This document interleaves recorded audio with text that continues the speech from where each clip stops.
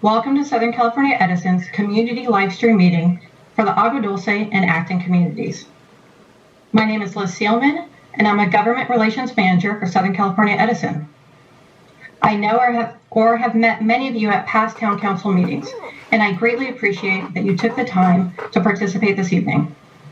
I would also like to thank the Acton and Agua Dulce Town Councils for allowing SCE to host this online meeting, as well as the Acton Agua Dulce Unified School District for boosting the Wi-Fi at High Desert Middle School and inviting folks to park at the school parking lot so they too could join.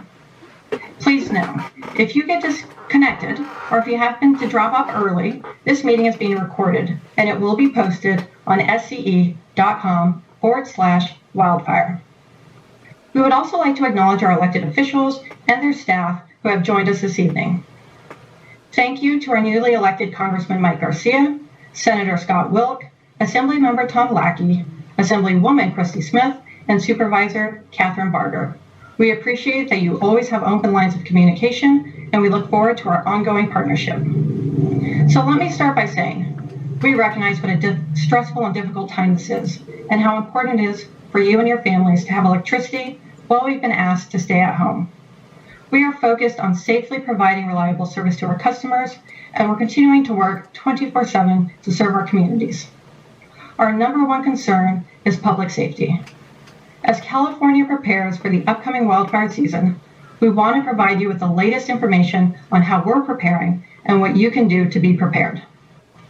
Since we last presented to the town councils on our wildfire mitigation plan and the Public Safety Power Shutoff, or PSPS for short, we have made significant progress on hardening our grid from wildfires. We also heard the valuable feedback that you provided regarding the impacts of PSPS, especially on your communities where many folks are dependent on water wells and that own livestock. We have several new and improved customer service programs and resources to tell you about this evening.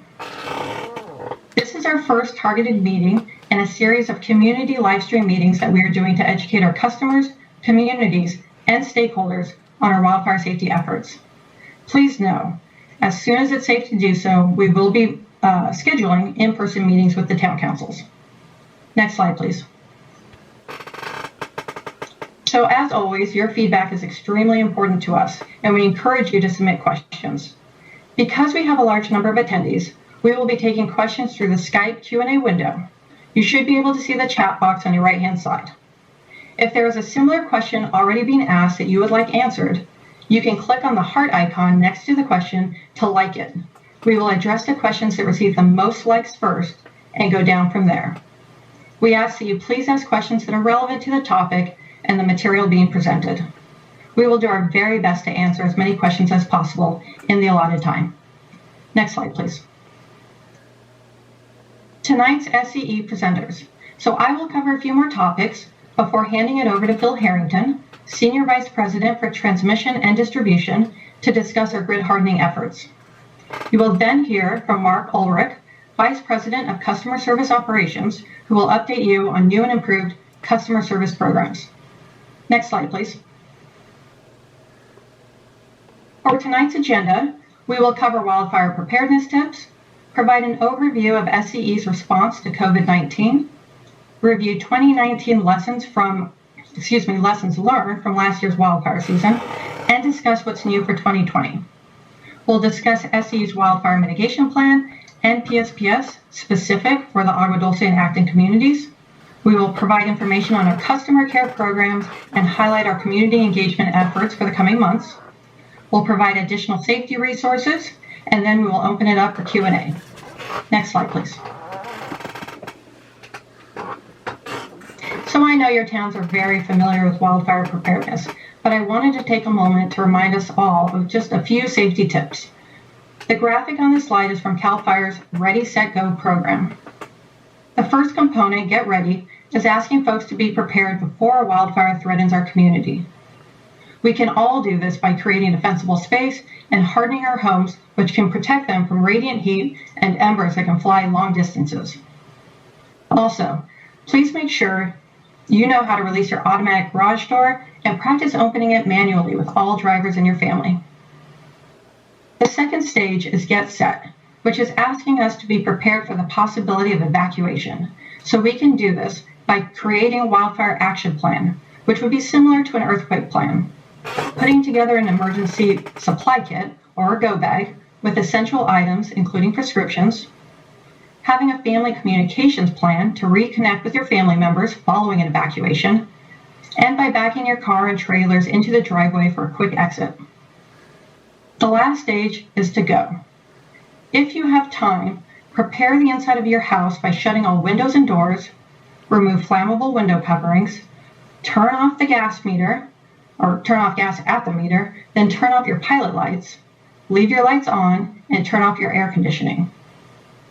You can prepare the outside of your home by gathering flammable items from around your house and bringing them inside, connecting your garden hoses, turning off your sprinklers, leaving exterior lights on, and making sure your emergency kit is in your vehicle.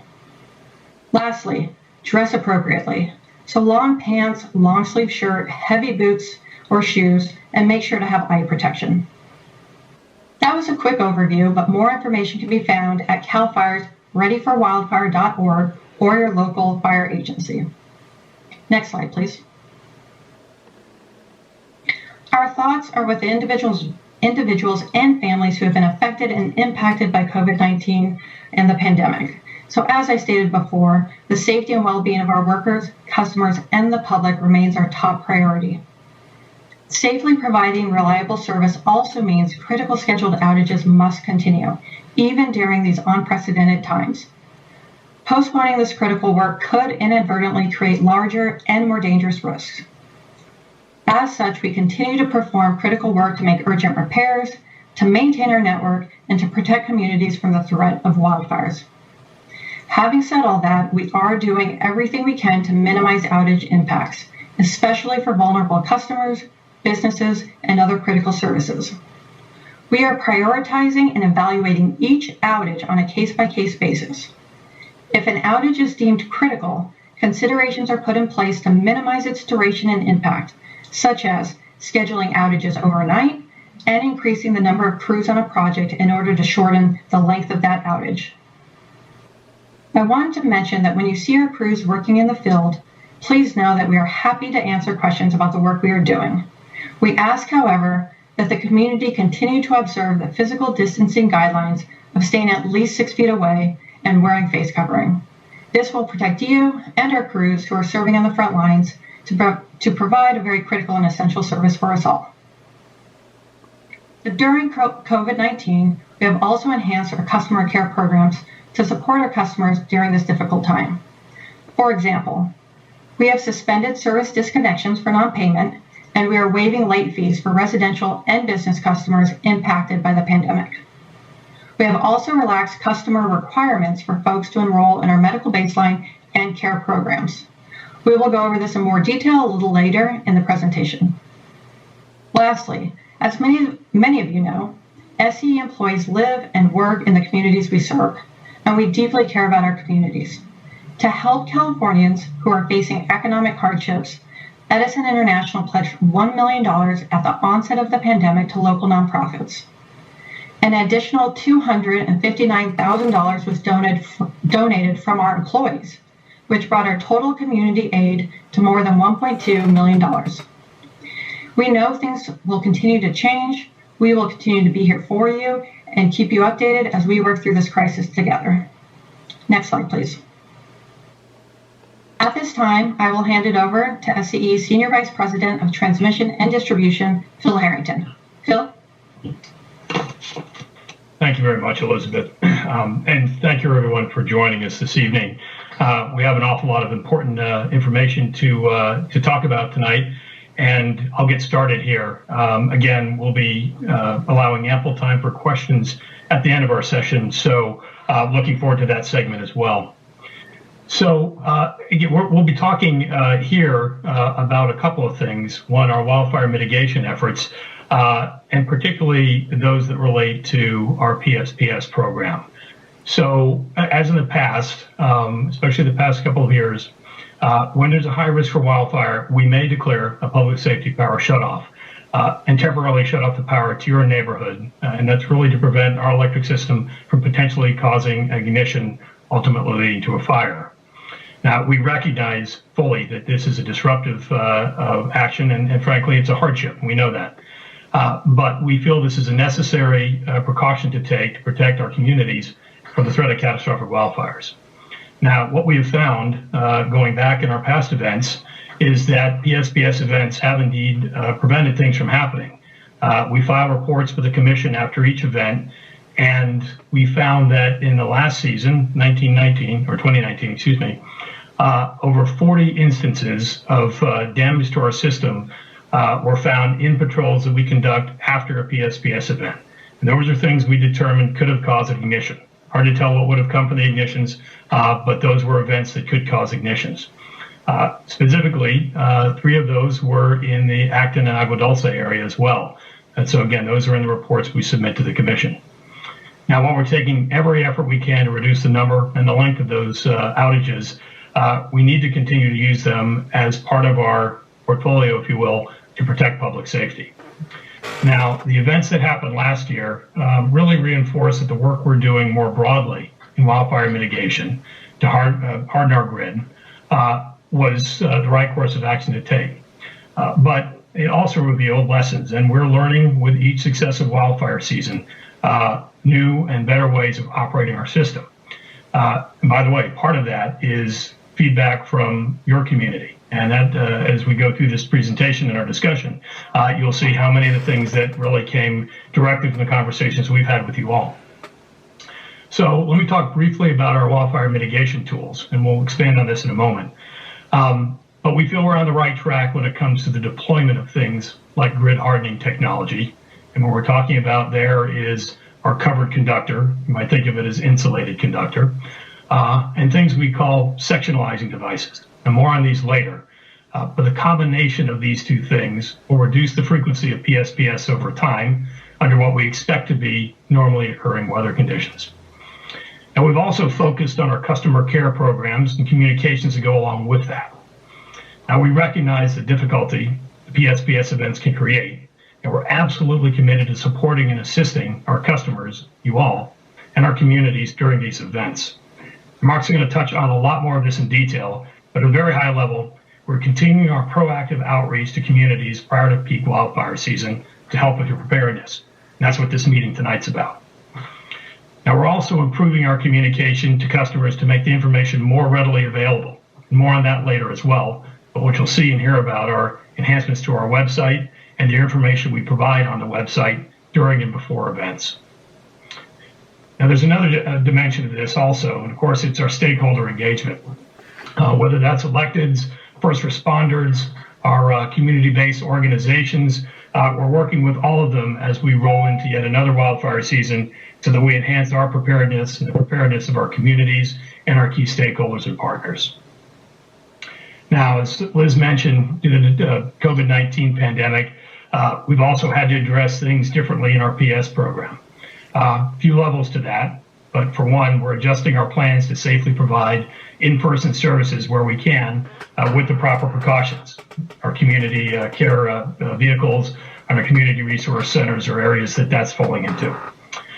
Now, we're also accelerating the coordination with county and state emergency management teams, really even ahead of the time when we might normally do that, to assess and help with preparedness there, as well as looking at contingency planning and things we need to take into account when we're addressing and working with our critical infrastructure providers. Another area, of course, is prioritizing our healthcare facilities and other infrastructure providers that are supporting the COVID-19 response. Now, this includes the additional temporary medical facilities that we've seen throughout our service territory come up during the COVID-19 crisis.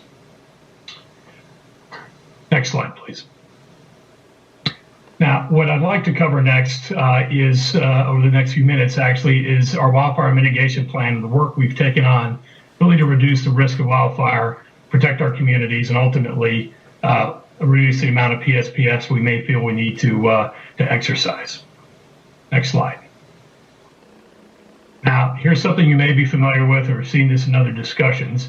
It's a little bit of fire science, something our firefighting community is well versed in. It's the fire triangle. Now, this fire triangle illustrates the three key elements needed for ignition and ultimately a fire. Now, we address each one of these legs in different ways in our own mitigation plan. So if you think about oxygen or wind humidity for us, obviously we don't control the weather. But what we do address and look at carefully is the wind and humidity and dryness across our system and our weather using our fuel assessment tools as part of that equation. Now, we address the vegetation piece of this, or fuel, through our vegetation management programs, but it goes beyond that, of course. The vegetation that we address is generally within a few hundred feet of our lines at most, and normally things that are most close to the lines. But most importantly, and where we spend a lot of our time, is focusing on eliminating the spark itself. That's preventing the power lines, our power lines, from causing an ignition. Next slide, please. So our number one priority remains, has always been, the safety of the public, our customers, our employees, and the first responders, and our wildfire mitigation plan is designed to further that commitment. It's what we stand for. Now, there's a number of elements to the plan, and it focuses on hardening our infrastructure, bolstering our situational awareness, and enhancing operational practices that will keep our communities, our system safe. And we made a lot of progress in 2019, and we're going to continue to build on that this year. So in 2020, we're planning to deploy more than 850 weather stations by the end of this year. And we already have 720 of those installed to date. And what we'll do with our cameras, which we've talked about before, high definition cameras, 161 deployed across our service territory in the high fire risk areas, is to use those to better forecast potential wildfire conditions and to be more effective in responding to fire events when they do occur. Probably most importantly that these cameras provide is our first responders' eyes-on access to our territory as well. And by the way, they can control these devices remotely. And we're also planning to replace more than 700 miles of power lines with insulated wire, we call that covered conductor, in 2020, and also install fast-acting fuses at more than 3,000 locations to help reduce the risk of wildfires. And we're also going to enhance our inspection protocol again, looking at all of our infrastructure in high fire risk areas and the highest risk areas that comprise our HFRA, again, our high fire risk areas. Now, we plan to have an emergency response team also that's readily available and trained to FEMA standards. What I'm talking about is the Federal Energy Management Agency. That ensures that we can work seamlessly and closely with our federal, state, and local emergency management organizations. I understand many of some of those folks may be on the line today. Next slide, please. Now this slide, now we're getting a little more specific here, the Acton and Agua Dulce communities. Now the area in pink, pretty much the entire slide, represents the CPUC Tier 3 high fire risk areas. And that's the highest risk level that we have in the CPUC designations. The yellow, that bit to the northeast corner, represents Tier 2. Now the Agua Dulce and Acton communities are served by 5 distribution circuits, which are also shown on the map. Those are those brightly colored lines you see there. Now, when we attended the town council meetings last year, one of the questions we heard was, why did you turn the power off at my house? The wind was barely blowing.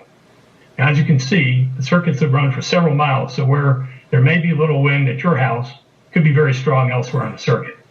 Some of the things we're doing to address later, sectionalizing, will help us reduce some of the outages that were related to that particular condition. Now, the green dots, if you can see those represent our weather stations. I'm going to discuss those next. Next slide, please. So Edison has a staff of meteorologists, and we use the information collected from weather stations to provide a precise weather forecasting as much as possible, that is. Now, they help us to identify areas of wildfire risk. Now, we also, by the way, combine this with weather sources from other data, publicly available weather stations at airports and locations similar to that. And we use that in our high capacity computers, supercomputers, if you will, 2 of them, to address and forecast weather conditions. This helps us to identify areas of wildfire risk. Now, the size of our service territory in the high fire risk areas, by the way, a third of our service territory, is in high fire risk areas, is both diverse and requires a dense network of weather stations that will help us monitor location-specific and real-time conditions. That's why we're expanding these, because this information is extremely important, because we realize there's even more benefits to these weather stations than we realized. For example, data they provide is allowing us to do even more targeted de-energization during PSPS events. Now, we plan to have around 2,600 of these stations installed by 2024. By the end of this year, we'll have one of the country's largest and densest networks of weather stations. Now, in Agua Dulce, Acton, we've installed 12 of these stations so far. We plan to install 6 more by the end of this year. Now, the weather stations we've installed, again, give us the ability to monitor the weather data at a local level. This important information helps us to evaluate the need for public safety power shutoffs rather than relying solely on these publicly available weather data systems that we did before. And these may be many, many miles from the circuits that we're looking at. You can see why these are really important to us. Next slide, please. So I mentioned infrastructure hardening, and we've installed around 80 miles in the Acton Agua Dulce area, with 199 miles planned for installation by the end of 2021. And this represents about 100% of the work in the area. The many conditions associated with utility infrastructure are caused by objects that contact power lines or by conductor-to-conductor contact. Now, installing covered conductor or insulated wires will reduce this risk and has proven to be a very effective prevention measure in the industry. And we're targeting the highest risk areas first for near-term deployment, as well as areas that our covered conductor can reduce the need for PSPS. Next slide, please. Now, over the past few years, we've also accelerated the installation of switching devices, remote controlled on circuits to isolate segments of a circuit. And during non-PSPS conditions, these switches allow SCE to reroute power from other circuits to non-affected areas when there's an outage. That reduces the time a customer may be out of power. And during a PSPS event, we can use these switches to minimize the number of customers that are de-energized. As an example, this map portrays one of the circuits in Acton.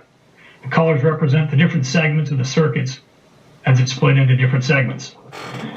Now, during a wind event, using data from our weather stations, for example, and observations from our workers in the field, we'll use this information to limit the outage to only those portions of the circuit that experience a high wind condition. So looking at the map, now if the orange section, for example, was meeting the conditions where we would de-energize, but the blue and red were not, we'd only de-energize the orange part of the circuit. The yellow sections would keep the blue and the red energized. Now, we may initially de-energize the entire circuit, and that has to do with how we switch around on the circuit, but we could re-energize the red and the blue sections. I want to stress, this is all heavily, heavily dependent on the particular wind conditions at any given time. The next slide, please. So this brings us to a question I'm sure that's on everyone's mind there, which is, what does this mean for our communities? Now, as we discussed, we're working hard to harden our grid to reduce the chances of starting a fire. An additional benefit is the reduction in the number of customers de-energized during an event. So now we analyze the grid hardening activities completed, and we estimate that if the weather conditions were the same, again, all things being equal, the conditions we saw last year, we'd expect to see around a 15 to 30% reduction in the number of customers de-energized. Again, I want to repeat that. That's up to a third of reduction in the number of customers de-energized in a similar weather event that we had last year. And that number is going to continue to improve as we make additional enhancements to our circuits over the next couple of years. Now, look, any de-energization is a disruption. That's why we're offering several customer programs, some specifically designed for Acton and Agua Dulce areas. And Mark will be talking about those in a moment here. I also want to point out that the covered conductor does enable us to raise the wind threshold by several miles per hour, given a specific circuit condition when it's hardened, and again, looking at all things being equal. So we have to look at each individual circuit enhancement and the overall package. The sectionalizing I mentioned early has given us a huge benefit in reducing the amount, or what our expectation is, to reduce the amount of outages that we could see, again, all things being equal. So we'll move very quickly to vegetation management. It's another program that we've enacted over several years, or actually through our history, and also been enhanced substantially to address the wildfire threat. Now we now expect around 900,000 trees across our service territory, and we're looking to see if they could pose a threat or a hazard by making contact with our power lines. Now 400,000 of these trees, or almost half, are high fire risk areas, as identified by the California Public Utilities Commission. There's the high fire risk area 3 and 2 that I talked about earlier. Now in these areas, the work includes increasing the amount of clearance that we've historically had up to 12 feet at the time of trim between trees and our power lines. And that prevents or reduces the chance that vegetation will come in contact with those lines. Now, additionally, a new program as part of our wildfire mitigation efforts is to address tall trees up to 200 feet from the wires and assess them for their potential to fall into our lines. If we view them as having a high risk to doing that in a high wind event, we'll remove them as part of our hazard tree removal program. And managing tree growth and other vegetation will help make our communities safer, but in some cases, it does dramatically change how the trees look, and it creates concerns among our residents. And we've had to and will commit to work with you as we enact the vegetation management program. And of course, we've had a long-standing program to remove the dead, dying, and diseased trees that have come out through the bark beetle and drought conditions that really have been driven, much like wildfire, by climate change. Next slide, please. Now I want to address public safety power shutoffs a little more specifically. Now, as in past couple of years, when there is a high risk for wildfire, we may declare a public safety power shutoff and temporarily shut off power to your neighborhood to prevent our electric system from becoming the source of ignition. The California Public Utilities gives us utilities this authority to protect public safety. Again, this is a public safety measure. Now, it will be used to complement our infrastructure hardening measures when weather conditions threaten power lines in a way that presents an imminent danger to public safety. Again, I think the key point there is we're using this in concert with all the other mitigation measures that I've talked about earlier. Now, as more mitigations are deployed, we expect to be able to reduce the scope and impact of PSPS. But unfortunately, this will have to remain available to us as a tool to mitigate wildfire risk during the extreme severe weather events during what we call high fire potential events. Next slide, please. Okay, I'm going to cover the decision points here for a moment. Now, our decision to shut off power is very dynamic, and it's made by considering a number of factors. I'm not going to cover them all here. There are quite a few, but they're impacted primarily by prevailing or anticipated weather conditions. And some of these factors are, for example, the issuance of the National Weather Service red flag warning. That's when the National Weather Service determines that there is an elevated chance of wildfires in our service area. We also employ ongoing assessments from our in-house meteorologists. We have multiple meteorologists on staff, and during these events, they're available to us 24/7, and they're using the high weather resolution models that I discussed earlier and data from the other sources to make determinations and forecasts about where we think the weather is going to be the most extreme. There's something else we use here. It's called the Fire Potential Index, and it's a tool that helps us understand both the weather, the wind, and the potential for the fuel on the ground to pose a threat of a wildfire risk. The wind and the Fire Potential Index are two of the very key determinants that we use in assessing whether or not we need to exercise a PSPS event.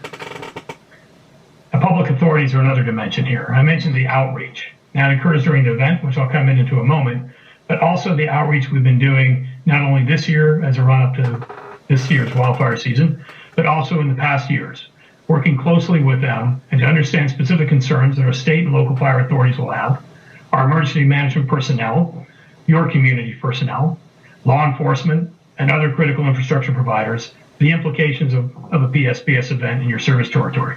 This informs us as we're making decisions about these events. And we're looking at the impacts of these events of turning off power to essential services such as public safety agencies, water pumps, traffic controls, and other infrastructure that relies on electric power. There are other operational considerations. I mentioned we often will have field personnel observing the actual conditions in the area, and they're looking for things like flying debris, circuit conditions, potential for down wires. Every source of information we can employ, we do in making these complex decisions. Now, when it is possible and safe, we will have our personnel deployed. Again, we look for on-the-ground observers to help us make these decisions, but we're using every data source we can to make the right decisions around PSPS. Next slide, please. The SCE remains committed to providing timely notifications to potentially impacted customers, governments, public safety agencies, stakeholders who are determined to do the right thing as we are and need our electricity to operate their homes, their businesses, and their systems. Now, we'll continue to work with local governments and public safety agencies, as well as essential service providers and business customers to refine our program over time. But in a nutshell and overall, 72 hours in advance of event, before we see the potential for shutting off power due to PSPS, we're reaching out to our first responders and public safety partners and local governments. And we make additional updates, generally on that 24-hour interval, sometimes more depending on the information we may be seeing. Next, we begin our notifications to customers at the 48-hour mark. Again, these are targets.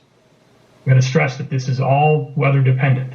Sometimes the weather will develop very rapidly and preclude our ability to make this kind of advance notification. When we can, we will. It's not always possible. This is the weather, and wind is notoriously one of the most difficult things to predict. But again, with customers, we'll notify you 48 hours in advance, and 24-hour notifications will ensue afterwards. Now, we'll make every attempt to notify customers around at the 1 to 4 hour stage before a de-energization event. Again, given the unpredictability of shifting weather during PSPS events, implementation of this time frame can and often does vary. But we will try to notify customers before a re-energization event is also occurring. Now, we also cover reducing the duration. This has been a question that's come up a number of times as well. And we will make every effort to reduce the duration of PSPS events, but re-energization is feasible only after a few conditions occur. First of all, the conditions that led to the PSPS event in the first place have abated. So if we de-energize a circuit because the power was at 70 or the wind was at 70 miles per hour, if it's still at 70 miles per hour, 24 hours later, we're not in a position to re-energize. Also, once the conditions do abate, we send our crews into the field to visually inspect the circuits that were de-energized to ensure that the electrical equipment can be energized safely. We want to make sure that, one, we can energize it safely. There isn't lines in the ground that could cause an electric hazard to passersby, but also we want to make sure that we don't be the cause of an ignition by re-energizing equipment that's not safe to do so. And lastly, we do sometimes find damage. I mentioned the 40 conditions identified before during PSPS events that could have caused fires. We have to repair all those damages. So that damage must be repaired before we can restore our service. So I want to underscore a couple of facts here. One, we are continuing to do everything we can to improve our infrastructure and our processes, and have done a tremendous amount of things to enhance our programs since last year. We'll talk a bit about those. We've covered some of those today, but we will continue to do that because we understand PSPS poses a significant hardship. We have customers, we have communities, we have our own employees who are subject to these PSPS events as well.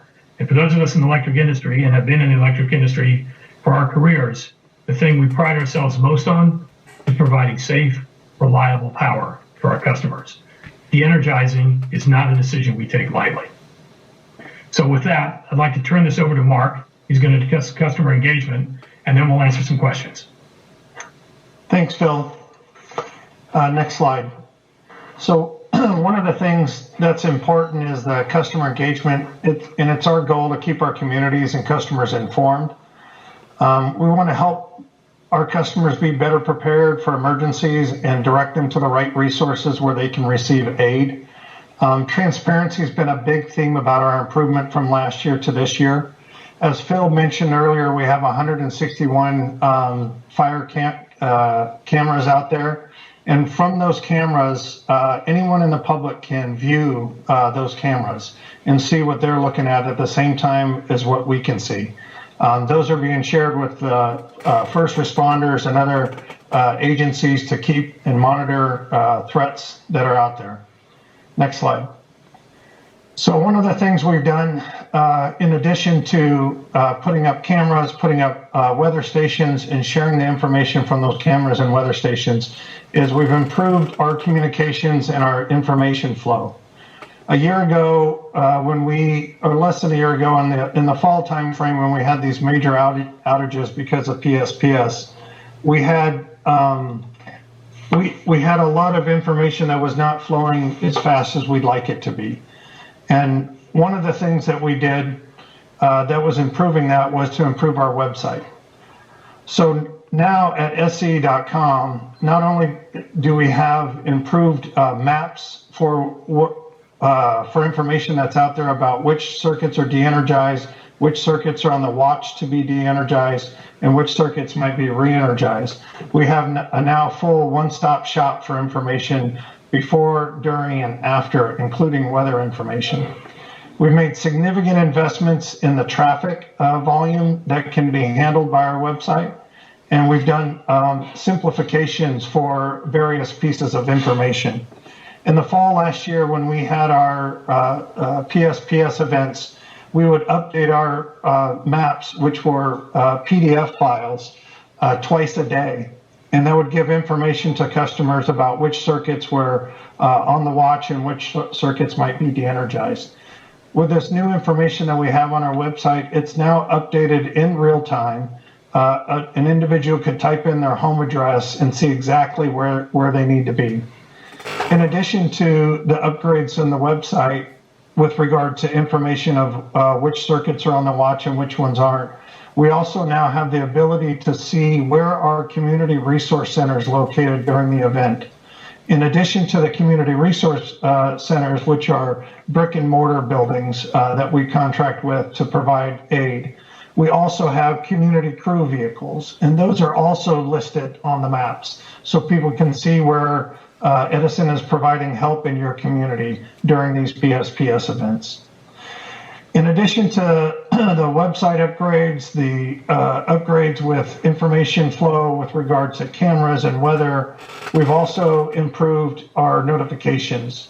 And a few more slides, I'm going to give you some more details about how to make sure your notification information is up to date and it's coming to you in the channel of choice. So whether it's an email, a text, a voice call, or TTY formats, our outage notification and emergency notifications are available in each of those channels.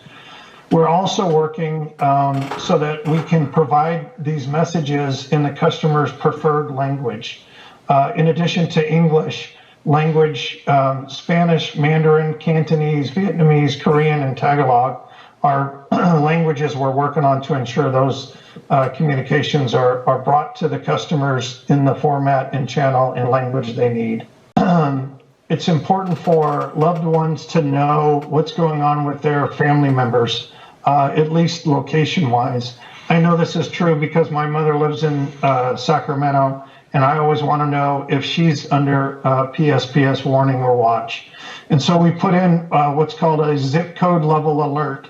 And so that if you have elderly parents in the Agua Dulce or Acton area, you can log in and get zip code alerts. You just type in their zip code, and anytime they get an alert for a PSPS event, you'll also get one too. So these types of enhancements from last year to this year are really important for us. We think they're quality. So we think that the enhancements we've made from last year to this year are significant to be able to help provide customers information before, during, and after events and help them prepare as these events are coming. As Phil talked about, for all of our customers, we try to have a 48-hour notice, a 24-hour notice, and then a 1 to 4 hour notice in advance of any de-energization. The information will be coming through these types of notifications. On occasion, weather changes so rapidly that we can't give the notifications we strive for, but almost in all cases, these are the goals that we're trying to meet. In addition, the last couple types of notification we're doing is more on social media. Nextdoor is now allowing us to be able to post in certain neighborhoods additional information. Last year, we were not able to do that. And then we're also been working with Google for geolocation alerts as well. So anybody moving through an area that might be under a watch, a warning, or a de-energization could also get notifications. Next slide. So some of the other things that we've done is enhance our customer care programs. And this is a list of programs that we have that we've improved since the fall last year. And these programs are available to all customers. In a minute, I'll talk about additional programs that are available to Acton and Agua Dulce. But one of the things we've done is enhanced our community crew vehicles, our CCVs, and our community resource centers. We've enhanced the number of centers that are out there. We now have one both in Agua Dulce and one in Acton for community resource centers. And we are now shooting for the end of the year to have at least 8 community crew vehicles, which are mobile versions of the resource centers. So during this time of COVID, we understand the importance. If we happen to have a PSPS de-energization in a month, and we are not clear for COVID restrictions, the way those community resource centers and community crew vehicles operate will be very different. We will be building go bags, if you will, for customers, and exploring opportunities for drive-through support and other social distancing ways to ensure we can still get out the resources we need. These community crew resources or vehicles and community resource centers are places where customers can find information about the outages that are going on if they can't get to their website through their mobile devices or other. We also will be providing pre-charged solar phone chargers so they can charge devices, flashlights, bottled water, some snacks, and other information that will be helpful to get through some of the discomfort of de-energization. So in addition to the crew vehicles and the resource centers, Edison has a self-generation incentive program. This is a program that has been around for years, but it's most recently been constructed and shifted a little bit so that it can provide more help and resources to folks in need, especially in high fire risk areas. It's an incentive program where it helps offset some of the cost of generation, and it's application based. But for customers who are in Tier 2 and Tier 3 fire zones, and as Phil had mentioned earlier, both of these communities are in a Tier 3 fire zone. They get a higher incentive through the SGIP program, or the Self-Generation Incentive Program. If you're interested in learning more about the program, eligibility, and how to apply, the California Public Utilities Commission, along with Edison and other utilities, are hosting a webinar on May 28th of this month. So May 28th. For more information about the webinar, it will be posted on Self-Gen California, or selfgenca.com, selfgencal. And we'll have that posted on our SC website that I'll give you at the end. In addition to those improvements in crew vehicles, the resource centers, the SGIP program, the webinars we're having to help with whole home energy storage, we also have $50 rebates now for battery backups. These are smaller portable battery backups. You can find those also on our website under our marketplace. This is an area where you can shop for different types of batteries, and you can see which ones have rebates and what they apply to. Customer battery backup will provide for 24 hours worth of backup electricity for their medical devices that are life-threatening if they're not powered. And it'll be a full cost will be covered by Edison to cover that program. So next, let me get into a little bit about what we're doing in addition for the Agua Dulce and Acton area. So next slide. Here we go. So in addition to the CRCs, we have one at the Acton Community Center and one at the Agua Dulce Women's Club. Those CRCs were just recently committed, and now we have them logistically under contract to be able to help us during these events. In addition to that, there's community resource centers in Palmdale and in Santa Clarita. So that we're trying our best to get more resource centers in the areas that have been de-energized multiple times. These include some of the services at these centers will include water, including bulk potable water, the ice blankets, solar-powered USB chargers, very similar to what I had mentioned before. And the locations will be provided on the website. One of the next things I want to talk about is something that these two communities brought to our attention. These communities are ones that rely heavily on well water. And so we thought hard about how that works and what we could do. We still have more to learn. I think we'll get to it in a little bit. There's a question about sprinklers and how that works without power that's working on, and we'll get those in a minute. But for now, what we've heard from the communities, we have now started a new rebate program that will be available on June 10th. And it'll be somewhat limited, but we'll be providing $300 and $500 generator rebates for customers who are well water dependent. And this is just an attempt to try to get almost the full cost of what some of these generators require. This will also be at the same SCE marketplace website where you can shop and look at larger generators that can serve larger pumps for well water. The difference between the 300 and the 500 is income qualification. So the lower income customers will get the larger rebate. But all customers that are well water dependent in high fire risk areas are eligible for the $300 rebate. So we're also looking, and we'll talk a little bit later about resiliency zones. This is an idea that when a community is without power for a while, it's important to get certain services in that community going, back up and powered. This might be a gas station or a pharmacy or a grocery store. These are things that we know that are really important to customers. And during elongated outages, when they get up to 20 hours or so, customers need these kind of services. So this one's still in the work, but we're hoping to get some of these resiliency zones set up in the summertime. Also, I'm going to talk a little bit later about how to sign up for some of these programs and check the eligibility for them.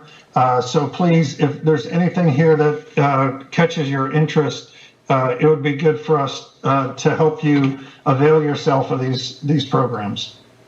Next slide. So in addition to what we've been doing with regard to improving communications, improving information for customers, improving the programs, the rebates, helping, what our intent is to help our customers become more resilient. And that means we also have to talk with our communities. And so as you can see on the prior slide, we built pretty much some of these programs around the needs that we heard from the two communities we're talking with tonight. And over the last year, we've had more than 550 meetings, presentations with local government, public safety partners, tribal officials, community-based organizations, and the general public. And we will continue to engage and have meetings as we're having tonight, as well as recording them and allowing individuals to play those back at any time. So we'll be hosting virtual meetings. We'll be meeting with similar stakeholders, as I mentioned before. And we also meet often with what we call essential service providers. These are the telecom companies, the water companies, sewage, hospitals, etc. We've had multiple conversations with these essential customers, and we partner closely with them. For example, with the telecom partners, we notify those telecom companies earlier than a typical customer during a potential PSPS event. And we have done multiple workshops with the telecom companies and water companies and communication companies, and we've provided them detailed information about how a PSPS works, how it may impact their facilities, and what they can do to be connected and integrated with our operations. Some of the cell towers that are out there have permanent generators. Some have towers that have mobile generators. And when we give the communications companies notifications, this gives them at least 2 days or so to move the mobile generators around to the areas that we think might be impacted by these windstorms. But just like SCE, telecom carriers are regulated by the Public Utilities Commission, and so are some of the water companies. And so we work with the Utilities Commission to ensure that these essential companies and providers are also resilient. In addition to the meetings, the workshops, the collaboration meetings with the essential customers, we're doing additional advertising, whether it's radio or digital marketing and education around what is PSPS, how do you mitigate the impact, how do you improve resiliency, how do you get rebates, how do you become eligible for some of Edison's programs. So you'll see more of those as we go through the year. Next slide. So the other thing that's important to us is understanding what are vulnerable customers. And so we have looked through our customer database, and the way we understand what vulnerable customers are customers that are either disabled or critical care, which means they have medical equipment that's life-threatening if they don't have power over a 2-hour block. Other customers who may not have life-threatening medical devices but still be on the medical baseline program, or customers that are part of our CARE program, which is a low-income program. And we have now built what we call customer care plans by circuit. And those plans help us identify on this particular circuit, you may have 12 customers that are part of the medical baseline program. And on another circuit, you have 5 customers that are part of critical care program. And so this is really important for us to understand where the most vulnerable customers are on some of the most vulnerable circuits. And that way we can ensure and send our marketing and advertising as well as our enrollment to those areas to get the most vulnerable customers. In addition to that, we've been partnering with community-based organizations and community stakeholders in independent living centers. For the folks that are infirm or elderly, we've worked with these community-based organizations as well as 211 to educate more about what a PSPS event looks like, what kind of pain customers may experience because of the de-energization of electricity, and then what these community-based organizations and support organizations can do to help.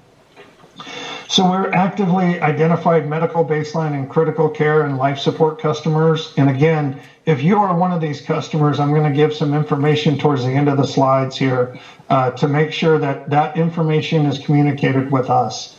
If we haven't heard that you have somebody elderly or infirm or reliant on medical equipment that's life-threatening, and that has not been communicated to Edison, it's very difficult for us to help alleviate some of those pains without knowing in advance. Next slide. So in addition to the new programs and new information, new transparency, faster information, more support on resiliency, we're also investing in our communities in multiple ways. One is using philanthropic dollars to nonprofit organizations that serve diverse ethnic groups, seniors, women, disabled, low-income families, among many others. In addition to the philanthropy through those community organizations, we're also working with California Fire Safe Council. And we do joint collaboration to provide grants to the council and into the communities that Edison serves.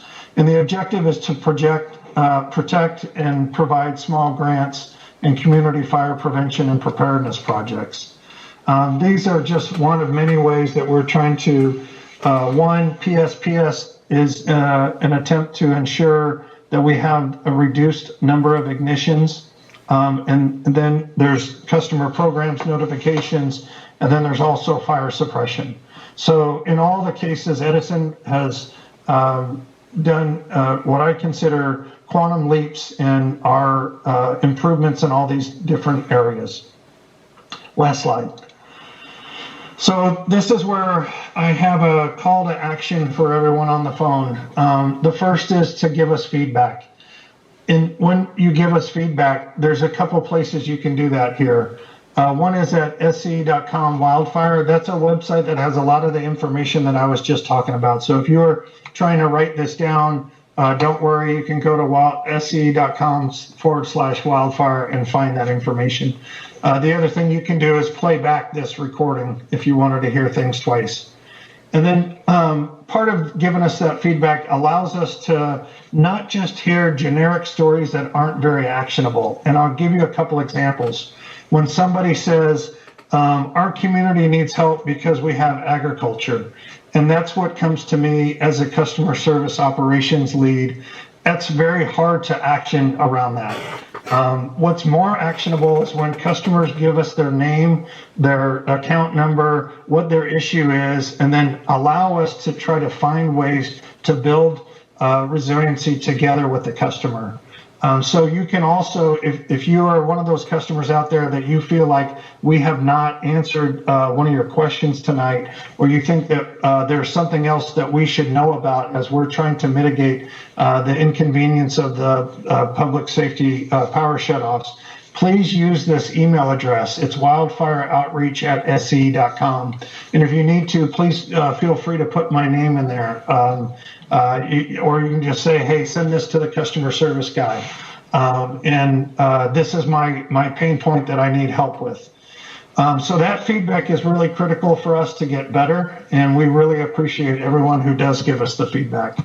The other thing is to sign up for alerts. It's another call for action. If you're not signed up for alerts, please do so and confirm that your information that we have on hand for you is current.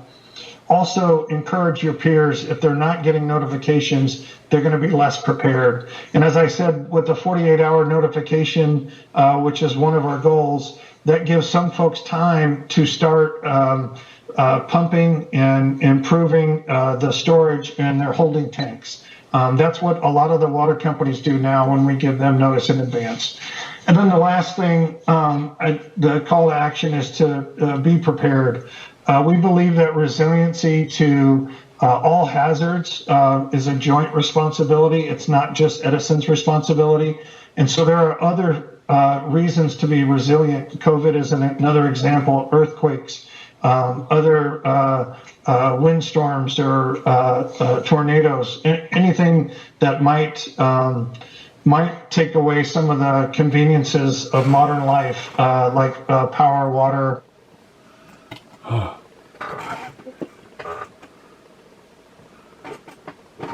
No.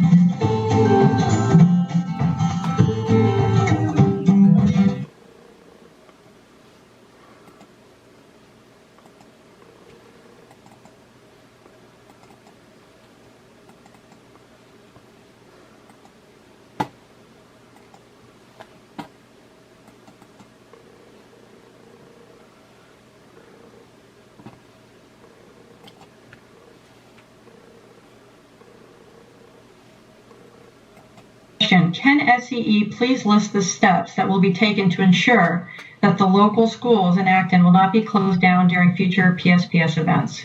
And Mark, I may put that one to you. Sure, thank you. So one thing we cannot do right now at this time, and this is one of the reasons I want to get more information and have a better dialogue, we cannot guarantee that the schools won't be shut down. But one of the things we can do is try to learn from what's happening in these communities today with regards to schools. I understand many young children, some of their only meals for the day, for example, might be a school meal. And that's very important to Edison, and we want to find out ways that we can continue to operate those types of services during PSPS de-energization. We have been working and looking at which schools are good candidates for either solar backup or backup batteries or generation and other things like that. But at this point, we don't have a solution for every school in our service territory. As you can imagine, there's more than 1,000 of those schools in the high fire risk area. So we don't have a way to guarantee that schools won't be without power.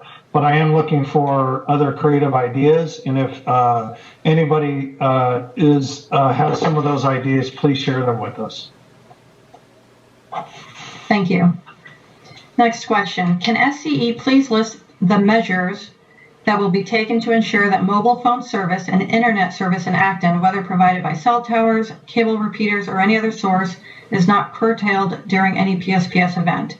And I think I might put that to Phil so you can give us some context on PUC. Yeah, I think it's a good question also, and Mark will have a role here too. There are a number of proceedings that are ongoing where providers of cell tower service, for example, are having additional requirements for backup generation there as well. During events, we have provided backup generation to some of these locations in the past. In incidents, we'll continue to look at backup generation as we see the event unfold. But again, the commission has ongoing proceedings. This is an area where we're focused as well. And Mark, I think you may have a couple of things to add in terms of the proceedings that are ongoing relative to generation for towers. Yeah, so as I mentioned earlier in my comments, and it may have answered this question already, there are, the Public Utilities Commission has been reviewing the readiness for the communications companies, and we have been working, Edison has been working with the communication companies with regard to workshops, PSPS collaboration, et cetera. In addition, as I mentioned earlier, there are some locations and cell towers that have permanent backup with regards to generation, and then there are others that are able to take backup with regard to mobile. And so these efforts to ensure that we're working with our telecom customers is a way to ensure that you guys during a de-energization event still have communications. In fact, the most recent telecom workshop we had was yesterday with the telecom companies. And this was not the first. This is one of multiple that we had last year as well as we're having this year. Thank you. So we're going to go to the chat box, and the first one on top. How do you plan to far better accommodate people whose only water source are wells and holding tanks reliant on electric pumps? Again, I think we talked a little bit about this with SGIP and some of the other rebates, but Mark, can I head that back to you? Yes, please. So as I mentioned earlier, we have the $300 now rebate for generators for customers who are well water dependent, up to $500 if their customers are also low income. I understand even in this question, it says generators are great, but which means there's another element that a generator may not solve, and I'd like to know more about that. So to the extent you can use the wildfire email address that I mentioned earlier, that would really be great. I'd be grateful to understand if electric generators are not good enough to help the well water situation, what is it in addition that's necessary? And it may be that some of our customers are on well water and have on-site storage or holding tanks, and it may be that other customers do not have holding tanks. So if that's the difference, that will help us identify and help work some of these solutions. Thank you. Next question. I would like to know what you expect homeowners to do when we are required by law to have fire sprinklers in our homes and when you shut off our power. The sprinklers do not work. You are placing us in violation of law and you are eliminating our fire protection. I think they're referring to LA County rules. Yeah, this is Mark. I'll take that one too. So most sprinklers are pretty simple devices.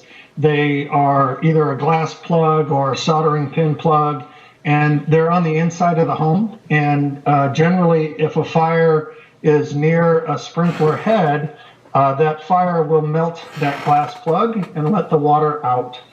That water then, and only that sprinkler usually is the one that will trigger, so that the water, if you open all the sprinklers at the same time, the water pressure that's near the fire will be too low.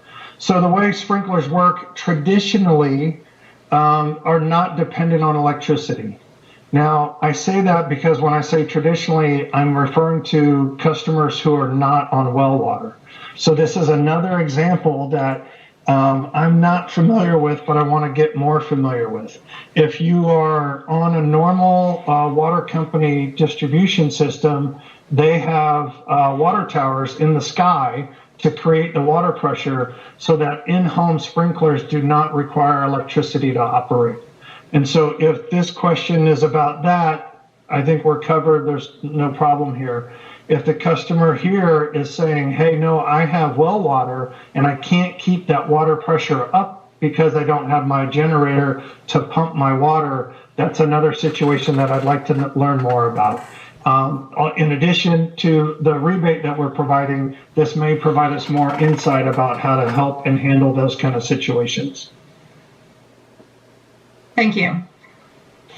Next question. When power was shut off during or before the tick fire, there was no Wi-Fi and no cell service due to the power on the cell towers being out.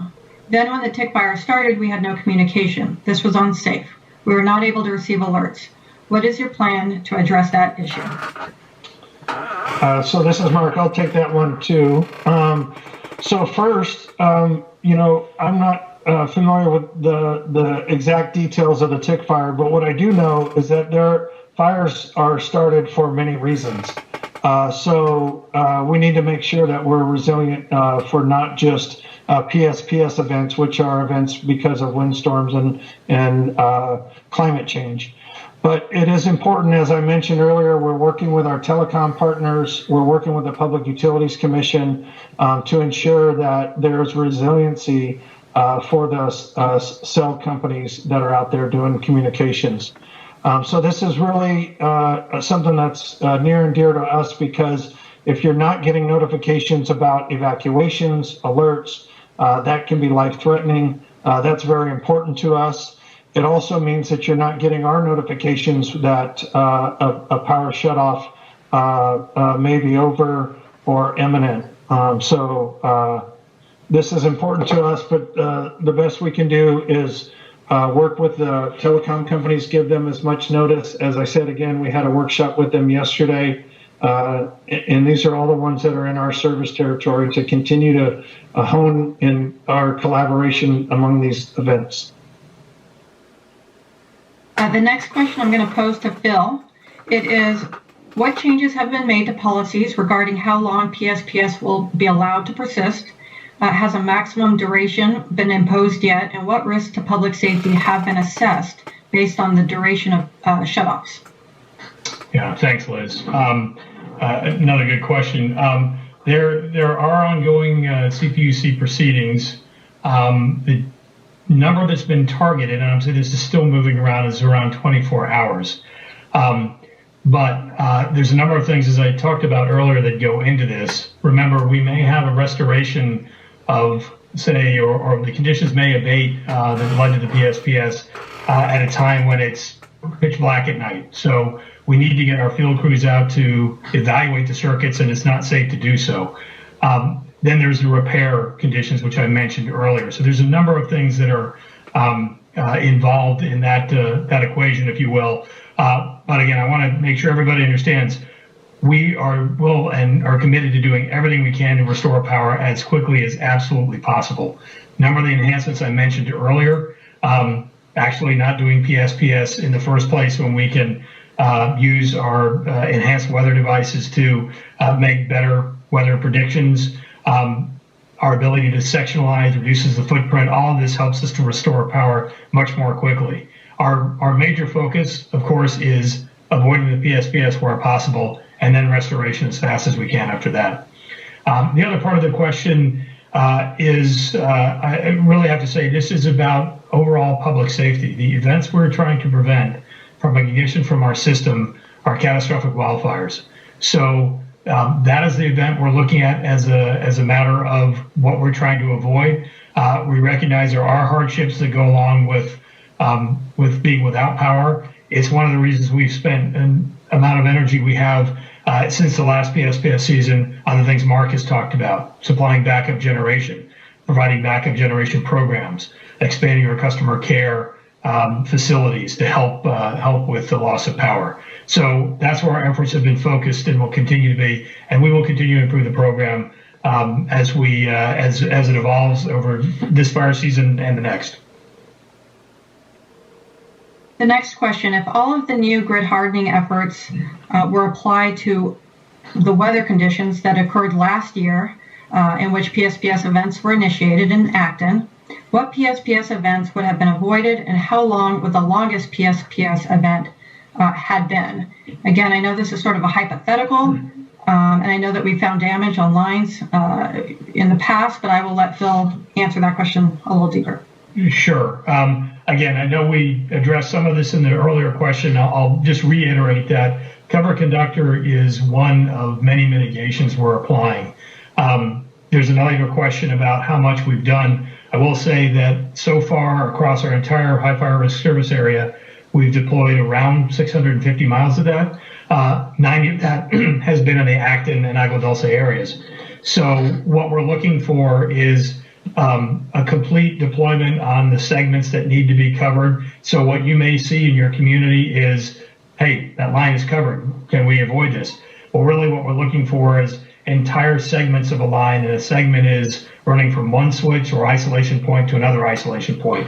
So we'd be looking for that as a precursor to raising thresholds as it relates to cover conductor. I mentioned a number earlier. That was a rough number about how many miles per hour. I put the 10-ish out there, miles per hour.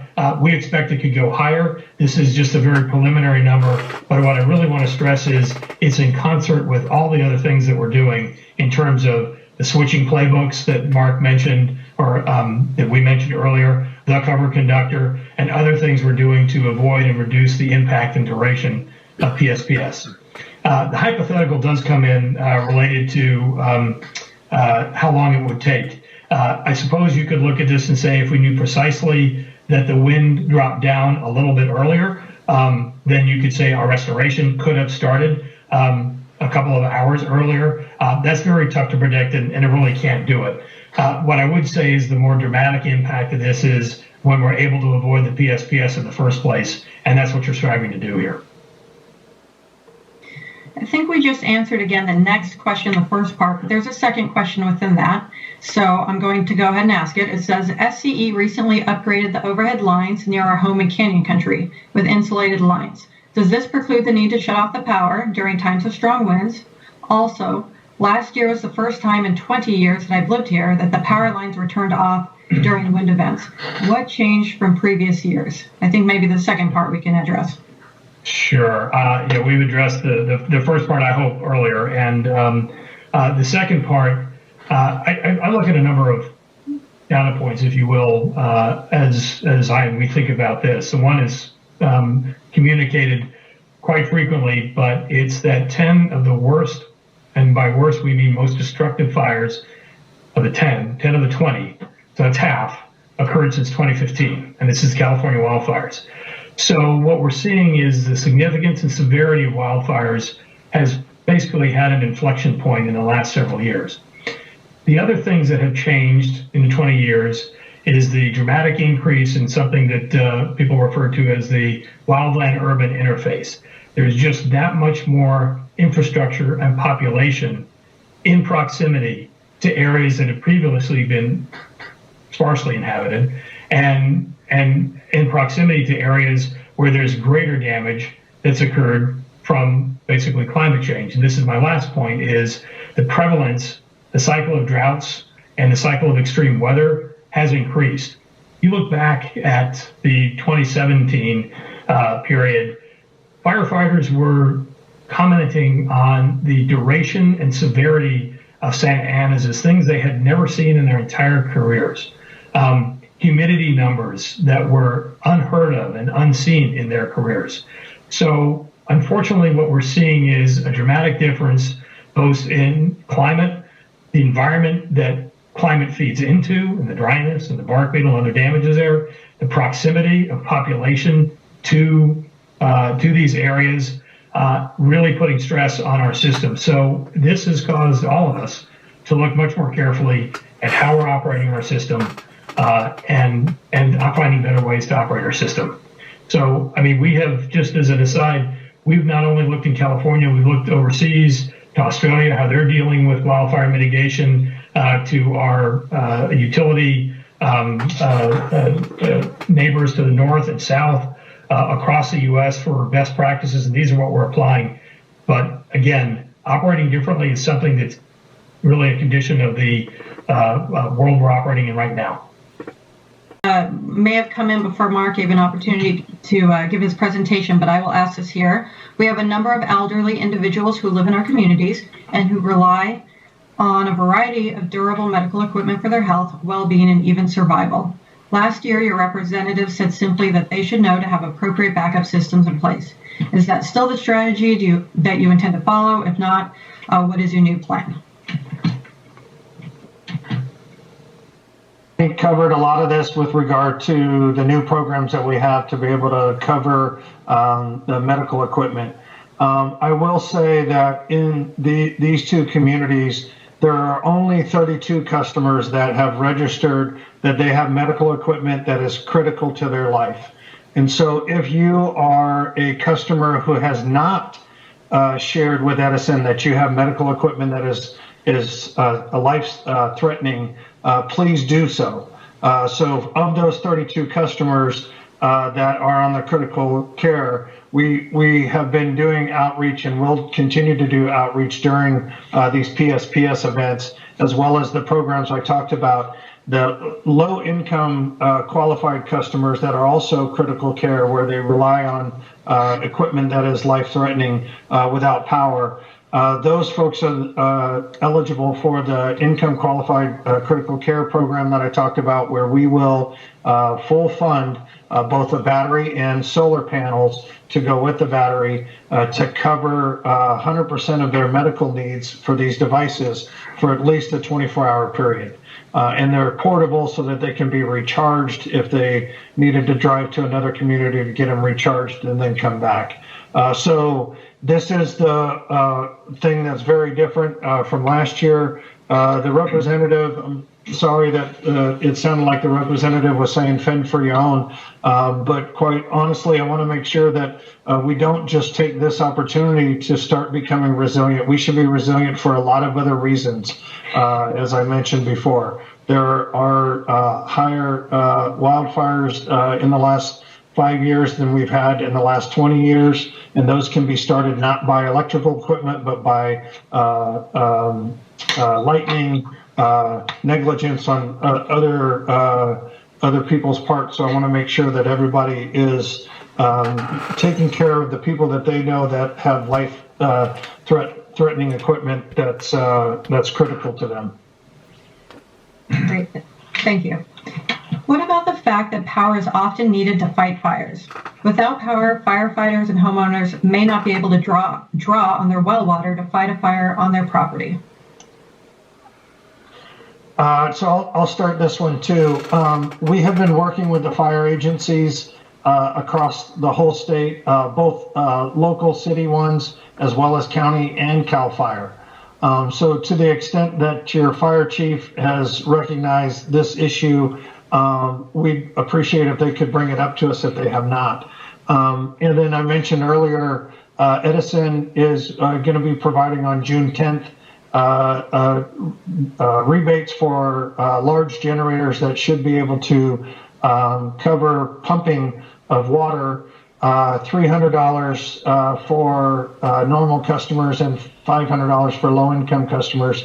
They all obviously have to be well water customers.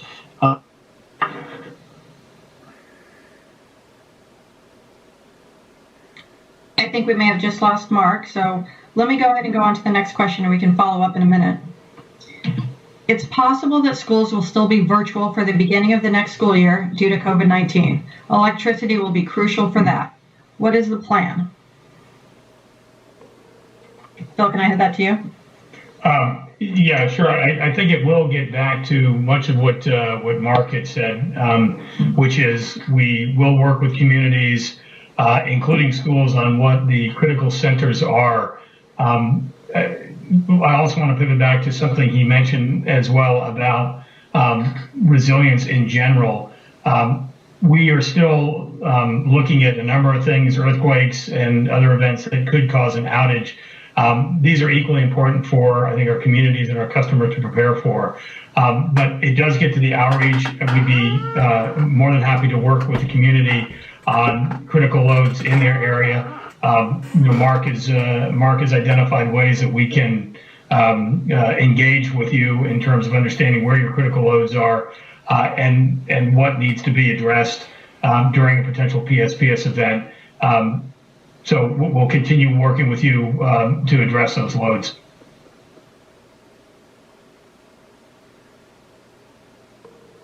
Great, thank you for that. We have, I think, just about 5 minutes, so I'm scrolling through and making sure that I can get to as many as possible. Can you speak to the equity resilience budget set up by the PUC to help those families that have been impacted by PSPS events? Is it true that this program covers close to 100% of the cost of an average energy storage system? How does energy storage help families with or without solar? And does this rebate apply to homes without solar? And how much rebate money is left under this particular program? I know that's very specific to the PUC. I don't know if, Mark, you've been able to join back? Yes. Can you see me or hear me?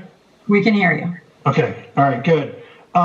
Thank you for bringing this up. This, if I recall, I'm not specifically recognizing the equity resilience budget, but I think it's the one that's part of the small generator incentive program that we talked about.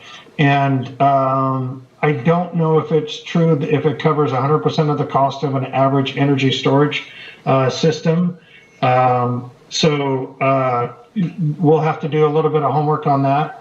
But it is in that SGIP program that we talked about earlier, and it's but that equity fund is being allocated across all the utilities in the Public Utilities Commission jurisdiction. So Southern California Edison, San Diego Gas and Electric, and Pacific Gas and Electric. Thank you. So I scroll down. It says, what do you mean by imminent shutdown notice when possible? What would make such a notice not possible? Phil? Sure. Again, there was a couple of things we talked about there. If I recall, I might have used the word imminent for re-energization, but not 100% sure. But in the case of a shutdown, what would make that impossible would be, I would say, development of a fast-moving weather event. What we have seen, again, we have, I think, very good predictive capabilities relative to what we used to have. I think even better with the micro weather stations we discussed earlier. But the reality is wind can change very rapidly. And if we see a pattern developing very quickly and we have, in terms of when it actually occurs, we may not be able to provide the imminent de-energization notice. It's one of the reasons we strive to do the 1 to 4 hour pre-notice, which we feel really gives customers and communities the notice that they need to be ready for a potential outage. And Liz, if you don't mind, I would like to jump in on this. So part of the incidents we had last year, I was an incident commander that unfortunately had to make some de-energization choices. And we were watching all the circuits on a forecasted basis. but we're also making decisions based on actual readings of actual winds at the time of an event. And often we'll be looking at a circuit that we forecast that maybe is on the margin, significantly as the weather pattern develops, significantly goes above the threshold. And that circuit, which was not originally in our focus, becomes in our focus very quickly. And the 48-hour, the 24-hour, or even the 1 to 4 hours, on occasion, we're not able to meet that because there was a shift and we did not forecast that shift. Thank you. Quick question back to Phil. Are you using LiDAR or other remote sensing? We are using LiDAR. And by the way, there's a number of other areas we're focused on using advanced technologies. LiDAR we're using in our line inspection programs. We do that both in transmission and distribution. We're also using sensing technology to identify when lines are potentially down. And we're experimenting with things called distribution fault anticipation. It's a way of assessing patterns on the system that may be indicative of an imminent fault. So we're bringing a lot of new technologies here to bear as we evaluate what we can do to enhance our wildfire mitigation efforts. I do want to come back to covered conductor because I know there's a lot of questions out there. There's some numbers about some questions about undergrounding and why we're doing covered conductor. We are still working with the actual amount that will enhance our immediate ability to avoid a PSPS. For example, if the winds are extremely high, we are looking at all conditions and conditions on the system. Covered conductor is just one of them. There are other system evaluations we're performing where we have covered our systems to see how much more we can move above the number that was an estimate that I put out there earlier of, I'll call it a 10-mile-an-hour estimate. And that's probably at the low end, but I want to caution everybody, there's many, many factors that go into that. And then we'll be going to raising it above that we're still evaluating and working on right now. Part of that is how far we've deployed that. The other piece I think I really need to mention is how long it takes to underground a circuit. There are many, many issues that preclude undergrounding being effective. One, it takes much, much longer to deploy. We're going to be able to deploy roughly 700 miles of covered conductor this year at a fairly, I'll call it aggressive pace, and essentially make those lines free from blow-in risk that we would otherwise have with bare wire. Undergrounding would take us many years to get that same amount done. There's also a customer cost element to this. Now, we don't focus on this all the time, but the customer cost of undergrounding is up to 8 times more than it is for covered conductor. So we have to pay attention to affordable electricity rates, and that's one of the areas we do it. Undergrounding also has other disadvantages. When the circuits do fail, they need to be repaired. So troubleshooting an underground circuit takes much, much longer than it does for an overhead circuit. So I want to be very cautious about why we're focused on overhead covering. It's an important mitigant. It does help us avoid PSPS. It's not the only reason we do covered conductoring, though. It also prevents other blow-in risk and risk of things coming in contact with those lines and causing a fire. So there's lots to unpack there. It's one of many dimensions. We're still working with what the actual thresholds are when we install covered conductor. We know it enhances us. We will move our thresholds up, but there's a lot involved in that question that needs to be worked through. Terrific. Thank you so much. So thank you, Phil. Thank you, Mark. It looks like we are just over time. I want to thank everybody for their participation this evening. You will be receiving a survey to provide us feedback. And as mentioned before, this meeting has been recorded, so you can view the recording and get more information about our wildfire mitigation work and our public safety power shutoff at sce.com/wildfire. This link also has the full calendar of future online community meetings that we're going to be hosting in the next coming months. So please share this information with your neighbors, friends, and families.